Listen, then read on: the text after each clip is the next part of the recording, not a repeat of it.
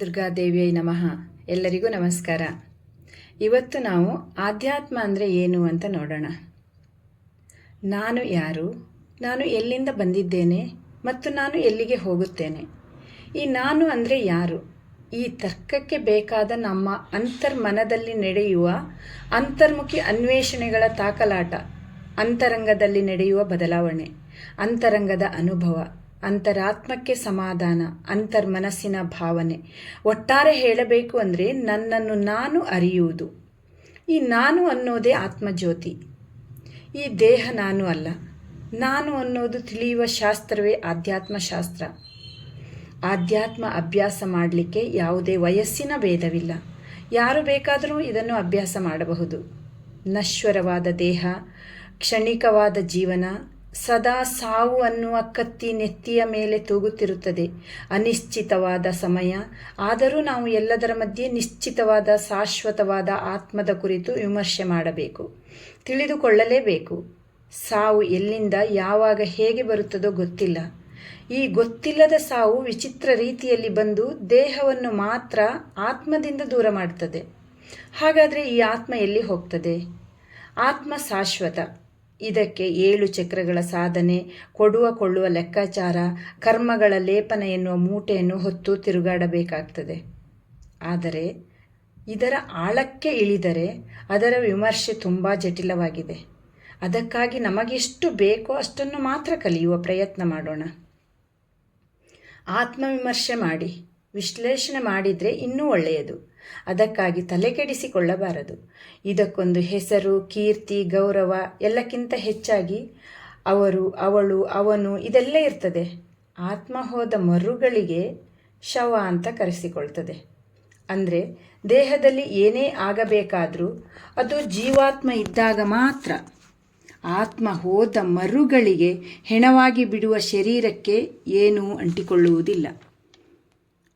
ಅದನ್ನು ಇಲ್ಲಿಯೇ ನಾಶ ಮಾಡ್ತಾರೆ. ಆದರೆ ಆತ್ಮ ಶರೀರ ಜೊತೆಯಲ್ಲಿದ್ದಾಗ ಮಾಡಿದ ಕೃತಿ, ಮಾತು, ನಡತೆ, ಕರ್ಮ ಅಂದರೆ ಒಂದು ಒಳ್ಳೆಯ ಗಂಟು, ಇನ್ನೊಂದು ಕೆಟ್ಟ ಗಂಟು, ಅದನ್ನು ಹೊತ್ತೊಯ್ಯುವುದು ಆತ್ಮ. ಈ ಆತ್ಮಕ್ಕೆ ಸಂಸಾರದ ನೆಲಗಟ್ಟನ್ನು ಮೊದಲಿಂದಾನೂ ಸಿಕ್ಕಿದ್ರೆ ಅದರ ಕೆಟ್ಟ ಗಂಟಿನ ಭಾರ ಕಡಿಮೆ ಆಗಬಹುದೇನೋ. ಶ್ರೀಕೃಷ್ಣ ಭಗವದ್ಗೀತೆಯಲ್ಲಿ ಹೇಳಿದ್ನಲ್ಲ ಅರ್ಜುನನಿಗೆ,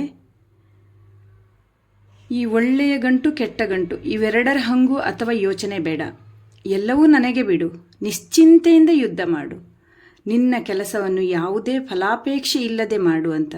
ಅದಕ್ಕೆ ಹೇಳೋದು ಭಗವದ್ಗೀತೆ ಎಂದೆಂದಿಗೂ ನಿತ್ಯ ನೂತನ ಗ್ರಂಥ ಅಂತ. ಕೆಲವೊಮ್ಮೆ ಏನಾದರೂ ಕೆಲಸ ಮಾಡುವಾಗ ನಮಗರಿವಿಲ್ಲದೆ ಅಥವಾ ಗೊತ್ತಾಗಿಯೂ ಏನೂ ಮಾಡಲಾಗದ ಸ್ಥಿತಿಯಿಂದ ದೊಡ್ಡ ಪ್ರಮಾಣದ ತಪ್ಪು ನಮ್ಮಿಂದ ನಡೆದೇ ಬಿಟ್ಟಿತು ಅಂದಾಗ ಅದರಿಂದ ಹೊರಗೆ ಬರಬೇಕು ಅಂದರೆ ಪೂರ್ಣ ಭಗವಂತನಿಗೆ ಶರಣಾಗುವುದು.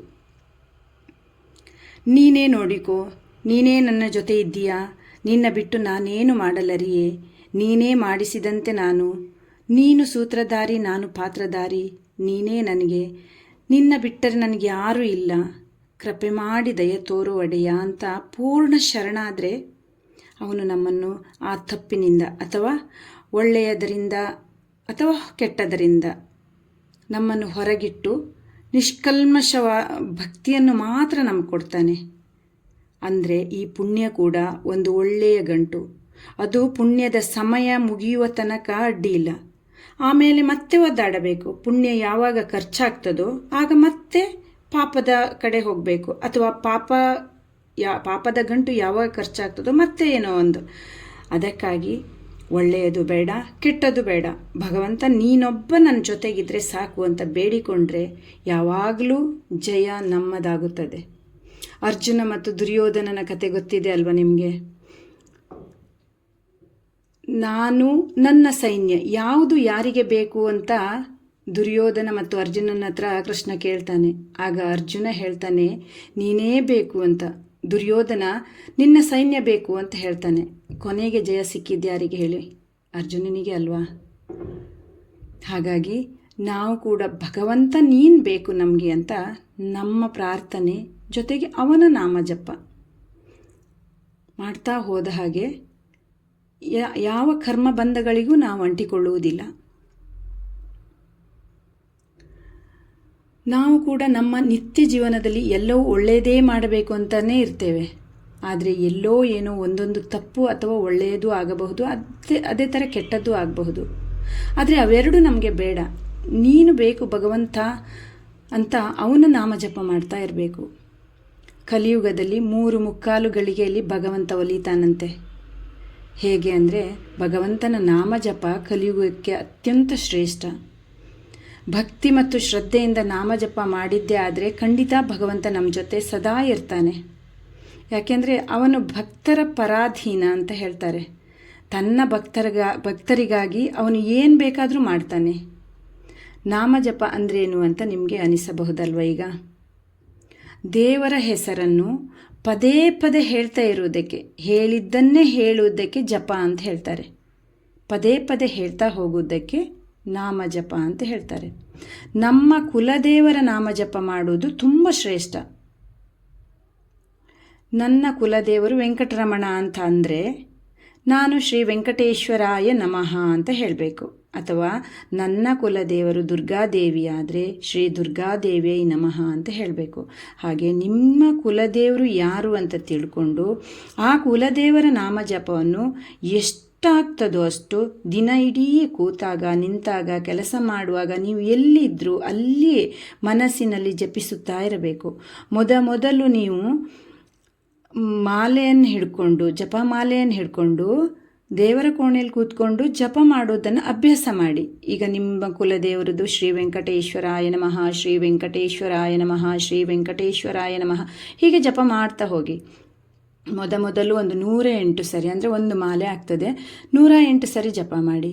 ಆಮೇಲೆ ಬರ್ತಾ ನಿಮಗೆ ಗೊತ್ತಾಗ್ತದೆ ಈ ಜಪದ ಮಹಿಮೆ ಎಷ್ಟು ಪವರ್ಫುಲ್ ಆಗಿದೆ, ಎಷ್ಟು ಅಗಾಧವಾಗಿದೆ ಅಂಥೇಳಿ ನಿಮ್ಗೆ ಅರ್ಥ ಆಗ್ತದೆ. ಆಗ ನೀವು ಜಾಸ್ತಿ ಮಾಡ್ತಾ ಹೋಗಿ.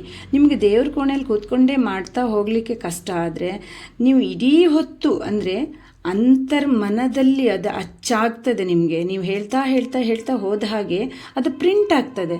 ಆ ಪ್ರಿಂಟ್ ಆದಮೇಲೆ ನೀವು ಬೇಡ ಅಂತ ಹೇಳಿದರೂ ಕೂಡ ನಿಮ್ಮ ಮನಸ್ಸಿನಲ್ಲಿ ಆ ಒಂದು ಜಪ ನಡೀತಾನೇ ಇರ್ತದೆ. ಇದನ್ನು ಆತ್ಮಕ್ಕೆ ಅರ್ಪಿಸಬೇಕು. ಅಂದರೆ ನೀವು ಪ್ರಾರ್ಥನೆ ಮಾಡಿ ಕೂತ್ಕೊಳ್ಬೇಕಾಗ್ತದೆ. ಜಪಕ್ಕೆ ಕೂತ್ಕೊಳ್ಳುವಾಗ ನಮ್ಮ ಕುಲದೇವರು, ನಮ್ಮ ಗ್ರಾಮ ದೇವರು, ನಮ್ಮ ಸ್ಥಳ ದೇವರು, ಹಾಗೆ ನಮ್ಮ ಗುರುಗಳು, ನಮ್ಮ ತಂದೆ ತಾಯಿ, ಅವರನ್ನೆಲ್ಲರೂ ಒಂದು ಸರಿ ಸ್ಮರಣೆ ಮಾಡಿಕೊಂಡು ಆ ದೇವ್ರ ಹತ್ರ ಎಲ್ಲ ಬೇಡ್ಕೊಳ್ಬೇಕು. ನನ್ನ ನಾಮಜಪ ನಿರ್ವಿಘ್ನವಾಗಿ ನಡೆಯಲಿ, ನನ್ನಿಂದ ಉತ್ತಮ ರೀತಿಯಲ್ಲಿ ನಾಮಜಪ ಮಾಡಿಸಿಕೋ ಭಗವಂತ ಅಂತ ಅವನ ಹತ್ರ ಅಲ್ಲಿ ಕೂಡ ನಾವು ಶರಣಾಗಬೇಕು. ಹಾಗೆ ಪೂರ್ಣ ಪ್ರಮಾಣದಲ್ಲಿ ನಾಮಜಪ ಆಯಿತು ಅಂದಾಗ ರಾತ್ರಿ ಮಲಗುವಾಗ ಆದರೂ ಕೂಡ ಭಗವಂತ ನಿನಗೆ ಧನ್ಯವಾದ, ನನ್ನಿಂದ ಉತ್ತಮ ರೀತಿಯಲ್ಲಿ ನೀನು ನಾಮಜಪ ಮಾಡಿಸಿಕೊಂಡೆ, ಇವತ್ತು ಉತ್ತಮ ರೀತಿಯಲ್ಲಿ ನನ್ನಿಂದ ಕೆಲಸ ಮಾಡಿಸಿಕೊಂಡೆ, ಅದಕ್ಕಾಗಿ ನಾನು ನಿನಗೆ ಧನ್ಯವಾದ ಹೇಳ್ತೇನೆ ಭಗವಂತ ಅಂತ ಅವನಿಗೊಂದು ಧನ್ಯವಾದವನ್ನು ಅರ್ಪಿಸಬೇಕು. ಯಾಕೆಂತ ಹೇಳಿದರೆ ಪ್ರತಿದಿನ ಪ್ರತಿ ಕ್ಷಣ ನಮ್ಮ ಜೊತೆಗಿದ್ದು ಆ ಭಗವಂತ ನಮ್ಮನ್ನು ನೋಡಿಕೊಳ್ತಾ ಇರ್ತಾನೆ. ಹಾಗಾಗಿ ನಾವು ಅವನಿಗೆ ಮಲಗುವಾಗ ಒಂದು ಹೊತ್ತಿಗಾದರೂ ಅವನಿಗೆ ಧನ್ಯವಾದ ಹೇಳಿದರೆ ಅವನಿಗೂ ನಮಗೂ ಸಮಾಧಾನ. ಇನ್ನು ಈ ಜಪ ಮತ್ತು ಕುಲದೇವರ ಬಗ್ಗೆ, ಪ್ರಾರ್ಥನೆ, ಇದೆಲ್ಲದರ ಬಗ್ಗೆ ಹೋಗ್ತಾ ತಿಳಿದುಕೊಳ್ಳೋಣ. ನನ್ನ ಈ ವಿಶ್ಲೇಷಣೆಯಲ್ಲಿ ಏನಾದರೂ ತಪ್ಪಿದರೆ ಅಥವಾ ನಿಮ್ಮ ಅಭಿಪ್ರಾಯ ಬೇರೆ ಇದ್ದರೆ ನನಗೆ ಕಮೆಂಟ್ ಬಾಕ್ಸ್ನಲ್ಲಿ ತಿಳಿಸಿ. ಎಲ್ಲರಿಗೂ ಧನ್ಯವಾದಗಳು.